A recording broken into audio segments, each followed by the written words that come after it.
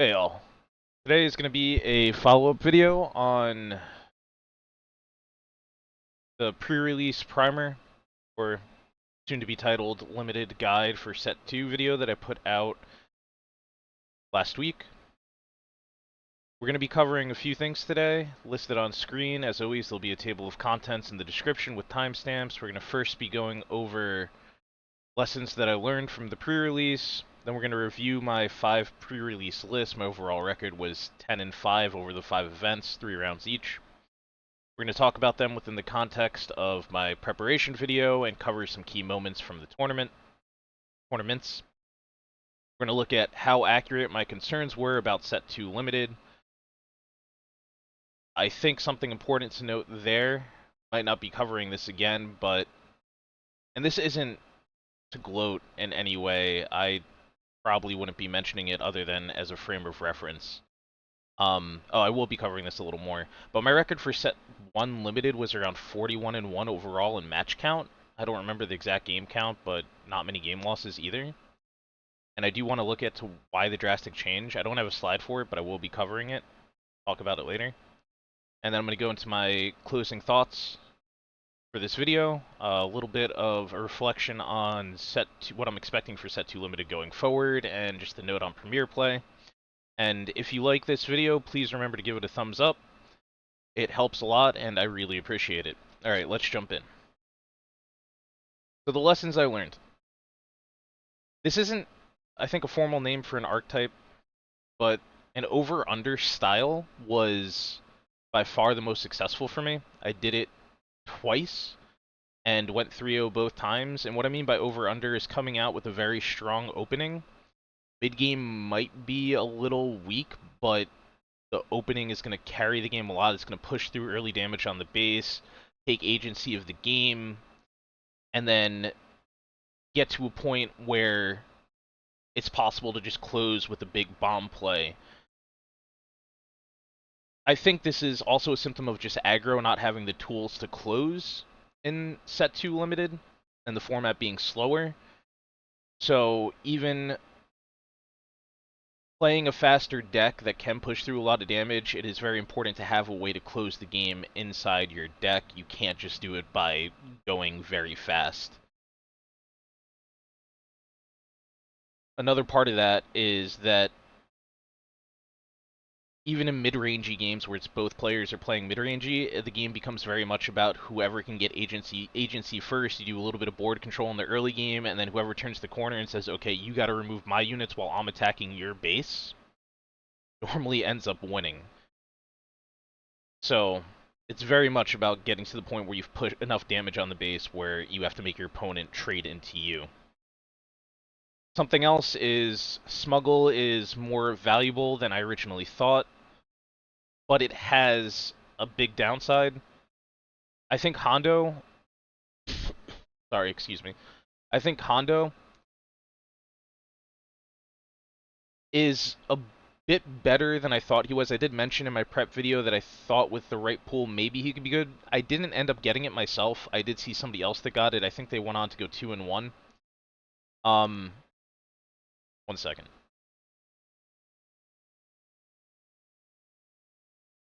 Excuse me again. I think they went on to go 2-1.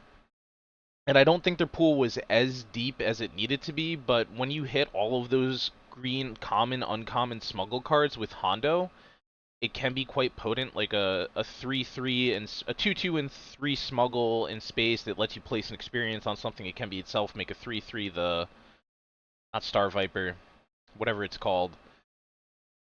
And it draws you a card because of Smuggle, is actually quite good. The battle tank for the pirate battle tank for 7, 4-6 can be a 5-6 if you put the experience on it, and then it's drawing you a card. The downside there, and this is in general with Smuggle, is the drawing of the card. I was actually talking with Wu at the event, one of the events, and we both were theorizing that maybe 32 or 34 cards could be the right amount to play for Set 2 Limited, because it's just very slow. With the Smuggle mechanic especially, you just have forced card draw, and a lot of games are just going to deck out. So be careful about deck outs. The meta is even slower than I predicted, so this ties into deckouts. A lot of my games were going to deckouts. We're just like going back and forth, trying to get board control. Maybe like, somebody's pushing damage to base, and then they get controlled by their opponent, and it flips, and then it's just like you go through basically your entire decks just slugging it out, very brawly, and this ties into the bombs are very limited thing, where if you both don't have good bombs, or if you both have the tools to deal with each other's bombs, a lot of the times it does come down to who can get a bomb through, or even just like one extra unit or a few extra units. But specifically with bombs, whoever can actually stick one is gonna tend to win. But if you're just able to answer each other cleanly, it just comes to deck out and then who dies first. Wu and I actually went to game 4 because game 2 decked out, and then game 3, out of respect, I did play extremely fast. I don't know if I misplayed or not. I was trying to play very, very fast instead of just playing at my normal pace because I didn't want to win against him purely off of time. So then we did randomly decide who won from there since it was 1-1 game count. We didn't have time for game 4. And it was a great match against Wu. Very skilled player, but the playing this set just doesn't feel too great with the way the games go. Um, then like I said, like I've been alluding to, games are mostly decided by who gets luckier with the bomb pools. If somebody gets extreme end, because this actually happened in one of the events, and we'll talk about in a little bit. If somebody gets a crate dragon and they can get it on the field, and you don't have a clean answer to it, which there aren't many, especially like the cleanest is to have the units to actually tack into it to just kill it outright. But if you don't have an answer to it, you just lose. And then this is to a lesser extent with stuff like Assault Cruiser in space, where they just get a big 7-8, it removes something, and when it comes down, and steals it as a resource, and then they can just push through damage. Wrecker to an extent, Poe to an extent.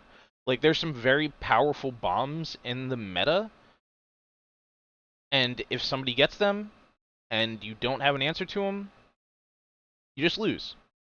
You can go, and we'll also see this when I cover my deck list, you can get pretty much no bombs in your pool, even common, uncommon, like something as simple as like a Desperado Freighter or a Patrol Wing in Heroic. If you don't have a density of those, or your opponent has more, you just lose.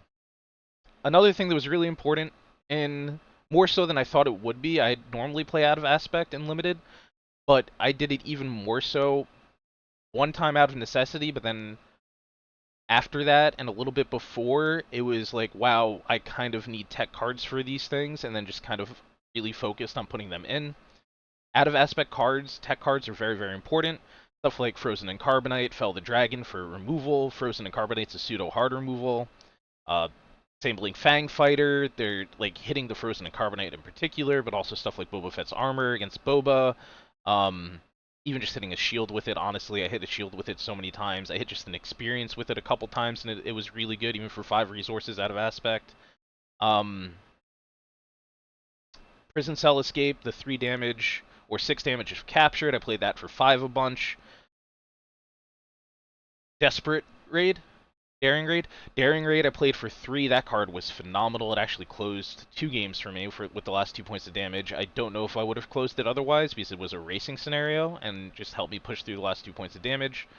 Smuggle Bombs were also extremely useful. I was playing... If I opened a Falcon, even if it was out of Aspect, I'd almost always put it in my deck if it was 1 out of Aspect. So if I'm playing a Cunning Villainy, or if I'm playing a Heroic without Cunning, Falcon was going in the deck, it would be resourced, and then it's just something I have to pull later in the game. I think once I hardcast it with Ambush for 8, but it's just there because the format's so slow, it's there to pull. Pirate Tank was also an extremely good smuggle card. Can't remember the name. It's a 2/2 for 2, and then when you smuggle it, it's a 5/5 for 6. That card was phenomenal. Even that one a little less so out of Aspect. I did use it out of Aspect once. In one deck. Very, very good. Alright, so moving on to my decks for the events. This was event 1. I went 1 and 2. This quickly taught me how bad Stolen Landspeeder is and how bad Bosk is without a lot. There's only 2 bounties in here, 3 bounties if we include Stolen Landspeeder as a card that I can give to my opponent. I chose to play. I should have played Gideon for this deck. Like I had covered in my prep video, I was saying I think Gideon's just like the most generally powerful one. It's still not that great, but like if I'm playing Villainy, Gideon's probably going to be the go-to because it's so hard to build around. The exception being Cad Bane, but even Cad Bane, you really need like 20 Underworld units, and that's not too easy to do. Maybe with 15, maybe with 10, because the leader flip is so strong on Cad, but for the most part, I think it's like Gideon, and he's not going to be there for draft, which I think is going to be a big issue, which we'll cover again later. Um, Boss just felt really bad. Stolen Landspeeder was terrible. Every game I played it, I lost, and I played it a lot. I think I actually would have won a lot of the games that I lost if it wasn't for Stolen Landspeeder on turn 1. Playing Stolen Landspeeder, pinging it for 1, and then opponent playing another unit, then I play Stolen Landspeeder, they play a unit, I ping Stolen Landspeeder, they take initiative, they hit me for 3 with Stolen Landspeeder, they're gaining agency by doing this, and then hit me with their other unit while I'm taking Stolen Landspeeder, then they gain initiative again because of all the actions I have to go to get Stolen Landspeeder, and play another card. So they're taking initiative. I'm normally taking 5 to 6 damage at minimum by turn 2, and then turn 3 they have initiative, and I'm taking another 3 to 4. So I'm starting the game at like 10 damage on my base. It was atrocious. Like I said, this meta is very much about who can turn the corner and make the opponent attack into their units first. Oh my god. Like, Landspeeder, no, never. At least in this format where you can't kill it turn 1. Probably not in Constructed either after seeing how it plays out. Like, ugh, gross. I will say about this deck, Relentless Pursuit was amazing out of Aspect, especially with Bosk as my leader. Doing the Bosk flip and then Relentless Pursuiting an earlier drop from my opponent, giving Bosk a shield, and capturing was very hard for my opponent to play out of. The Clan Saxon Gauntlet for 8 functioned exactly how I wanted it to, locking up space. I actually wish the Assault Cruiser or the Saxon Gauntlet was Rancor, so I had a bomb in the ground arena other than Pirate Battle Tank. I lost quite a lot with this deck by not having a big enough unit because I would lose agency because of the land speeder thing, and then I can't win a race with my bomb if I already have like plus 10 damage on my base. So like I think there is a world where even without a land bomb aside from Pirate Battle Tank, I could have won if I didn't play Landspeeder in my deck, even with Bosk, but again, should probably be Gideon. But yeah, Clan Saxon Gauntlet, phenomenal. Assault Cruiser, phenomenal. Pirate Battle Tank, phenomenal. The Privateer Crew, the card I was trying to think of, phenomenal. Crosshair, also great. Discerning Veteran, a bit better than I thought it would be, but still not really too good. It's kind of like a win more card rather than a card to play when board states are stable or losing, because it just is essentially a 3/4 Sentinel. Not that good. This deck was one of my 2 favorites from the weekend. I do think it was a little lacking, and not really. I didn't really want to play the ramp spells. I kind of teched them in because I had some flex spots, just because I had the Crate Dragon top end. This actually probably was my best deck, and well above average, even though when I was like putting it together, I was like kind of about it. Very, very good turn 1. So with Han, and I was hard mulling for it, there's only the 2 Cartel Spacers, but Cartel Spacer with Heroic Renegade is incredible on turn 1, especially if the opponent isn't playing a way to ping the Heroic Renegade for 1 damage. Getting a 4/1 in ground and then a 2/3 in space, or could be like Fugitive Wookiee 3/3 and then a 2/1 in space. Like there's a lot of combinations here. It is just backbreaking. I had agency every game that I played with this. I did hit Cartel Turncoat pretty often, but I was hard mulling for it. The 3 Heroic Renegade were phenomenal with Han, 4/1 on turn 1. I just, like, sometimes, pretty often my play on turn 1 was just Heroic Renegade when I didn't mull for the, hit the Cartel Turncoat on my mull. The issue here is what I was talking about earlier with the over-under thing, where it's like I gained agency in the beginning, but then I would lose it normally in the mid game, because the mid game for this deck is actually pretty weak. Like, it has the 5/6, it has the 6/5 on turn 5, and then I consider Wrecker and Fennec a little more towards late game, especially with Wrecker slowing down the Krayt Dragon. I was kind of trying to avoid doing that, but I pretty much did it every time I drew Wrecker. The Frozen to Carbonate was phenomenal for 5. But sorry, I'm breaking off from what I was saying. So going under, getting agents in the beginning, pushing damage on the base, making my opponent trade into me, and then finishing with Krayt Dragon. Round 2, I played one of the best players at the store. Game started off with me having agency, and then he had Darksaber, Moff Gideon deck, green. Can't remember second color, but it was every game pretty much. He had all three. He had Moff Gideon into Darksaber, which is very hard to deal with. I don't think I had the disabling Fang Fighter in any of the games. So I would start by gaining agency. He would get Gideon with Darksaber, and he would gain agency, and then I would resolve Krayt Dragon. I won 2-1. The 2 games that it went to me getting Krayt Dragon out, he just couldn't do anything. He didn't really be. His best answer was Frozen and Carbonite, and Frozen and Carbonite doesn't actually stop it. Discerning Veteran was another one of his answers, but again, that's only if you're winning so hard that you can't really do anything. Aside from the fact, Krayt Dragon actually just kills it outright, so they play it, and then with the Krayt Dragon trigger on the stack, I think they could choose... No, it's already in play. They could choose for me to resolve Krayt Dragon first, but then the Discerning Veteran dies, so the capture fizzles. Yeah, he had pretty much nothing he could do about the Krayt Dragon, and it was the same thing for all 3 of my matchups. Just go under and then go over. Deck played phenomenally. The out of aspect ramp worked really well to getting me to the Krayt Dragon, the Fennec, to the Wrecker. I lost the picture of this one, sadly.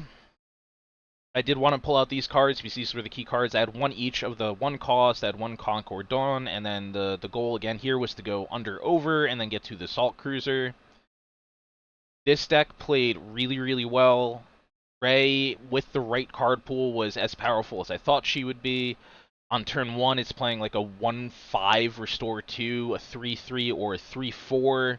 The 1/5 Restore 2 can go up as far as a 3/7, feeding experience tokens into it. It was the Moisture Farm is actually probably the hardest card for my opponents to deal with because it has the Restore 2 tagged on, so they have to trade into it, and it just keeps getting bigger turn after turn. And then Ray flips, and she's restoring 3. If I didn't have a bomb in this deck, I wouldn't have closed out as many games as I did, but having the Salt Cruiser worked really well. I did play against one other Ray Green in the entire weekend. It was in the 5th event when I was playing a really bad aggro deck, and I actually would have won if he didn't have a Salt Cruiser, so it was the same concept where he also was using Moisture Farmer, where just get really strong early game, make the opponent have to start trading into you, and then get to Assault Cruiser and close the game with the bomb. Concord Dawn Interceptors was phenomenal.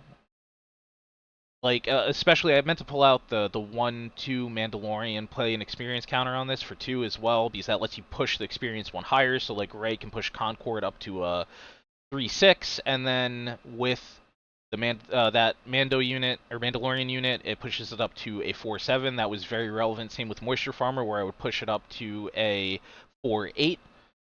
I only had one of those in my deck, the Give Experience token, but every time I drew it, I was very happy with it. This deck just felt very, very good.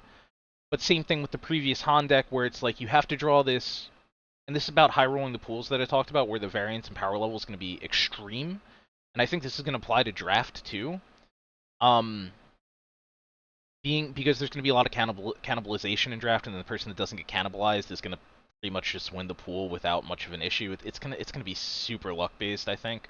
But yeah, like, you need the bomb and you need the early game, and then you're going to be winning this format. Sorry about the glare in this one. I had to unsleeve my deck for the next event, and I couldn't find an angle after laying it out to... I would have had to move, and I just didn't have the time. But these cards are... If you can't read them, it's a Delphi Patrol Ring, Rivals, Night Owl, and Cohort, and then the Hans in the middle because I was just trying to figure out space. This deck went 1-2, but this was by far my hardest schedule. Of the other three top players in the store, Wu being one of them, I matched against one of them round 1, I matched against Wu round 2, and then round 3 I got paired, I was against another O2, and it was still reasonably close. But this deck I did want to talk about a little more. So if you notice, I have the Desperado Freighter and the Patrol Wing, the Falcon out of Aspect. Like this, the top end of this is actually pretty dang good. The curve in this is pretty dang good. The Peacekeeper is actually really weak on curve. Later in the game, it's still kind of weak because it's so easy to deal with. But it's just, it's what I had. Probably would rather something other than Peacekeeper. This really underperformed every time I had it. But the curve's pretty good on this deck, and the top end's pretty good. But that's what I want to get at. So round 1. My opponent had, I think it was 3 Adelphi Patrol Wings and 2 Desperado Freighter. And it's just like, okay, I guess you just opened up more common bombs than I did when we're both curving out, and then you just win because you're taking over space. I did try to get him through ground, but the ground bombs are coming out later than the space bombs, and then, like I said, it becomes the racing thing with agency, and he closed. I think I won one game, but he was able to close through space both games he won pretty reasonably. I don't like that these two cards are common. We were talking about it after the game. I get why with no text box they made this a common, but and I also get why because Heroic kind of needs it because it doesn't have uncommon bombs. And if these were the uncommon bombs to be compared against the Rancor and the Clan Saxon Gauntlet, they don't match up. But then it leads to scenarios where if a player opens a lot of these in Heroic, it doesn't feel good being on the other side of it. Millennium Falcon out of Aspect worked well, Mercenary Company worked well, the Wild Rancor out of Aspect also worked well.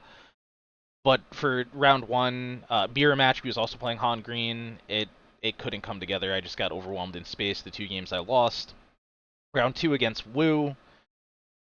Game 1, I think I won via deck out.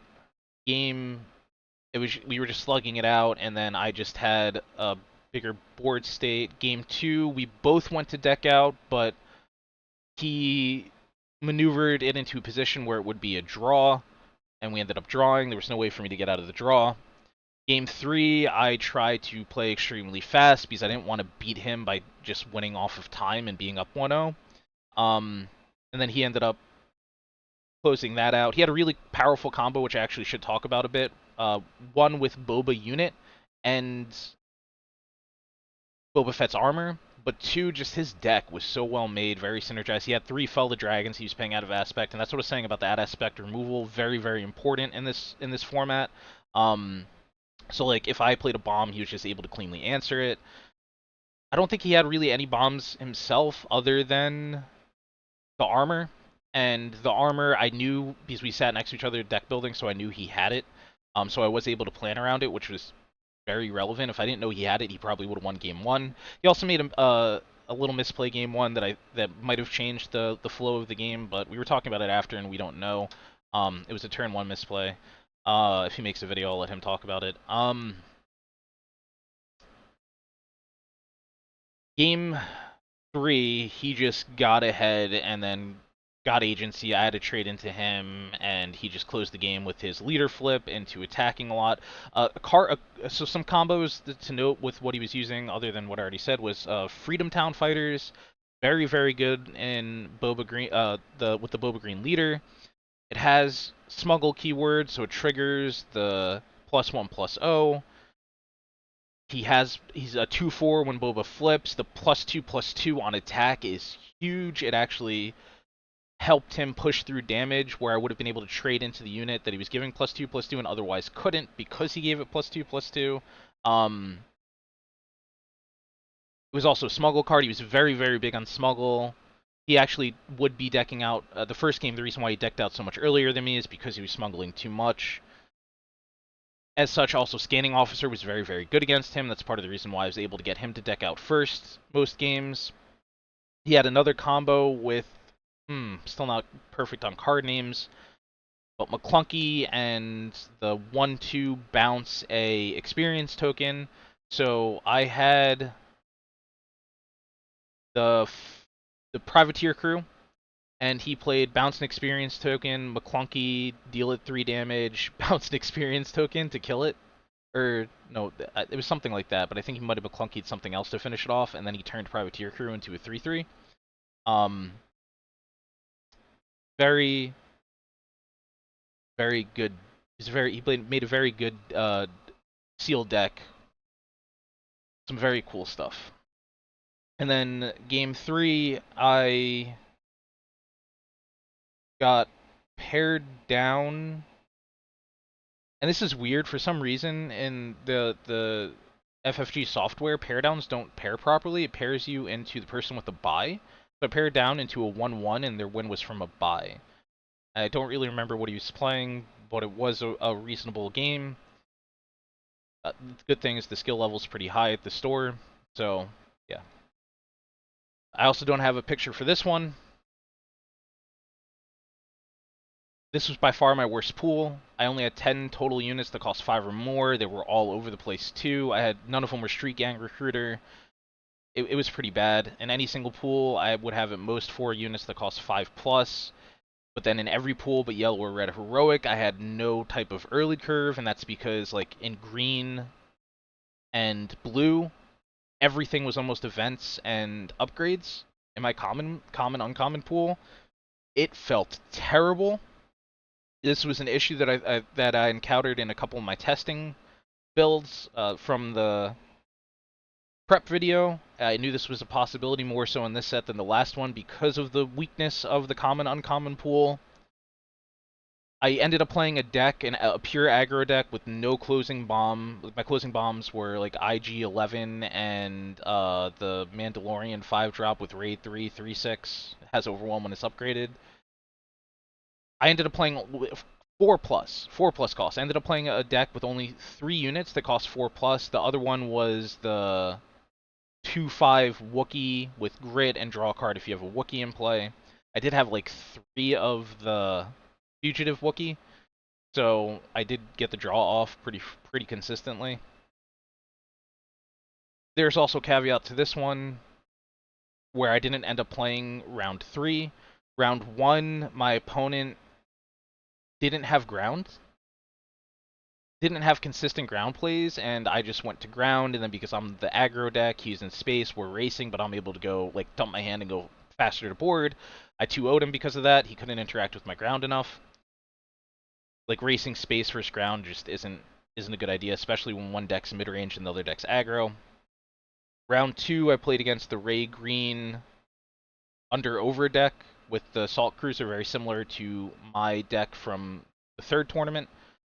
And it did go to basically deck out both games. He did 2-0 me, and it was always off of Assault Cruiser, where he forces me because of stuff like Moisture Farmer, where I have to trade into it because of the big 2/6 Sentinel and the 2/2 Sentinel shielded. He's just playing enough roadblocks, the 3/5 Sentinel in space. He's playing enough roadblocks that it's slowing me down, and I can't just like go face. I have to trade into Ray as well because of the restore. But that being said, I did maneuver both games into a position where I probably would have been winning from deck out. However, he has Assault Cruiser coming down where I don't have a bomb, and I also was forced to play the rare and cunning heroic 4/7. When you on attack, you have a force draw. So being forced to play that, I did end up decking myself out in game 2, although I would have lost anyways because he had Assault Cruiser. This did show me that aggro is a little better than I thought, in addition to the other 2 faster decks I had on day 2 with Han Yellow and Ray Green. I think all this is also going to apply to draft, but the concept with those is they don't pure aggro can't close games in this format. I have to have some type of go over bomb, like big expensive bomb, or like in heroic have like the strong space in the mid game. I couldn't close games, I lost, and then I didn't get to play the third game because the opponent had to leave. I did have a bit of confidence that I could win, seeing how the first two matches went, as long as my opponent wasn't able to maneuver himself into just having a bomb with agency, which the Ray Green deck could do. Alright, so how accurate were my set 2 concerns? The common uncommon pool definitely has a lot of holes after doing the 6 practice runs, building multiple other decks, and competing in the 5 events.